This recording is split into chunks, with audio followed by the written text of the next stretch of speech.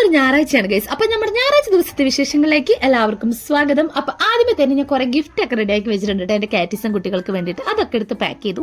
അതിനുശേഷം ഞാൻ നമ്മുടെ UP സ്കൂളും എന്റെ കാറ്റിസം ക്ലാസ്സുമായി എന്റെ സ്കൂളിലേക്ക് ഞാൻ എത്തി ഗൈസ്. ഇതാണ് എന്റെ സ്കൂൾ. അങ്ങനെ നമ്മുടെ ഗിഫ്റ്റുമായിട്ട് ഇതാ പോകുന്നു. എന്റെ കുട്ടികളാണ് ഈ കാണുന്നത്. അവർക്ക് എന്നെ കാണുമ്പോഴും എനിക്ക് അവരെ കാണുമ്പോഴും ഭയങ്കര സന്തോഷമാണ് കേട്ടോ. അപ്പൊ ഈ കാണുന്ന കാഴ്ച കണ്ടോ, ഇത് അവർ തലേ ഞായറാഴ്ച ഇരുന്ന് പഠിച്ചത്. അപ്പോഴേ ഞാൻ വിചാരിച്ചായിരുന്നു ഇവർക്ക് ഒരു ഗിഫ്റ്റ് കൊടുക്കണം.